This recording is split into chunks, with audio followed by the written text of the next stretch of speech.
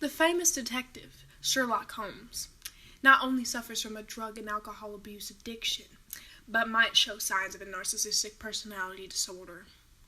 Now, we've invited Watson, Sherlock Holmes' companion and assistant, to get an overall deeper meaning of the truth behind Sherlock Holmes.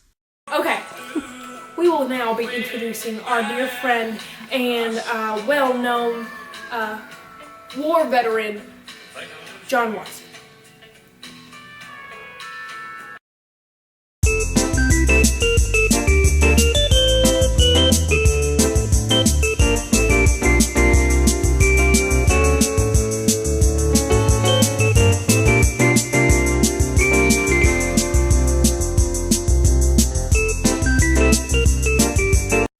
Sherlock Holmes, probably the most purposeful, prolonging, palatable, You're saying words that start with intelligent P that don't make sense. mind I possibly know, and possibly struggles with his own demons in the form of addiction.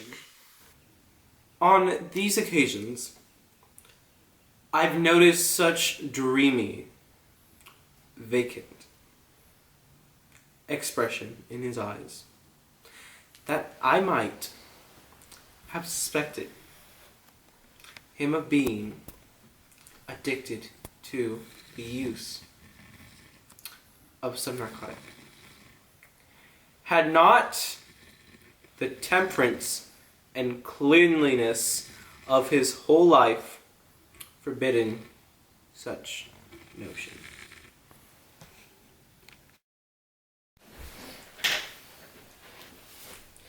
And as I was saying before, Watson, I have some questions for you, and I hope you're willing to answer them concerning your friend Sherlock Holmes. So,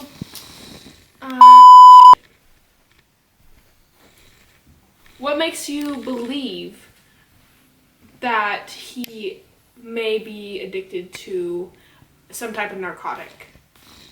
Now, has this dreamy, vacant expression has it appeared in multitudes? We have found from other sources that Sherlock may be addicted to cocaine. Do you have anything to say about that? He done it. He done it! He done did it. I done seen it with my own eyes. I know he must be struggling with addiction because he stays up for days at a time. And like, normal people don't do that, okay? And let me just say, okay, he's like a Regina George or something, right? Because he seems like he's the queen bee, and he seems like he's so smart and humanly intelligent, like a cyborg, but I don't know what a cyborg is because it's 1800. Anyways. Exactly. Physically, he's human. Now, I've confiscated all of Sherlock Holmes' belongings that are dangerous to society, aka this. Now, we'll be making sure that there's nothing in there. Oh my god, it's cocaine. Dr. Phil, you just smoked cocaine on camera. It's definitely crack. Definitely. Oh my god! But now we'll be introducing Sherlock Holmes, and we'll try to get more information about his narcissistic personality disorder and maybe more about his drug use.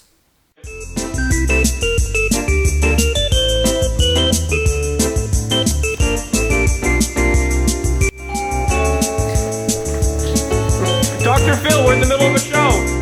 Dr. Phil! Dr. Phil! Oh my god, he's drunk! Sherlock Holmes! Producer! I presume you want an exclusive with me? It's not a privilege I typically give out, but I guess I could make an exception in your case. Well, welcome, Sherlock. But first thing first, on my show, I will be asking the questions, so you're going to sit your ass down and listen to what I have to say. No. How about we talk about me and my deductive way of breaking down problems, which you seem to have a lot of.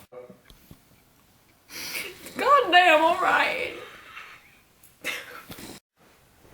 There's the scarlet thread of murder running through the colorless skein of life, and our duty is to unravel it, and isolate it, and expose every inch of it.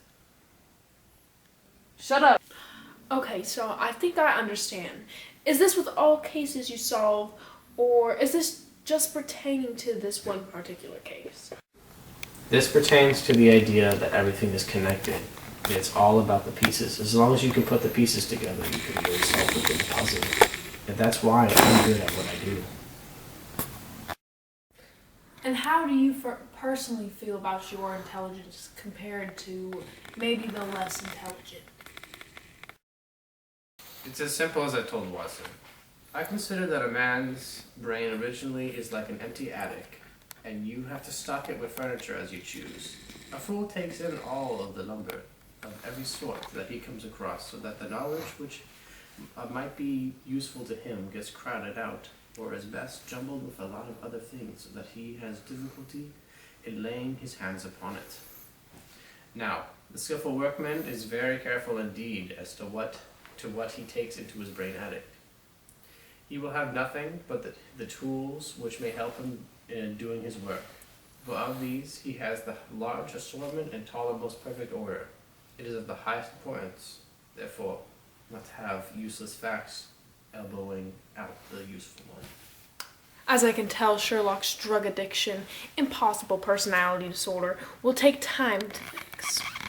The possibility of this harmful personality disorder can leave other people dissociated from Sherlock, causing him to even dissociate from his loved ones, and eventually leave him.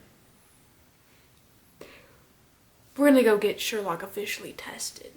Since my license doesn't actually work in California, I cannot actually practice psychology. Nonetheless, the drug addiction must come to an end. So I'll be sending Sherlock Holmes to the ranch. Medic! Get up! Oh my god, he's alive. He's drunk! I knew there was a place you wouldn't check.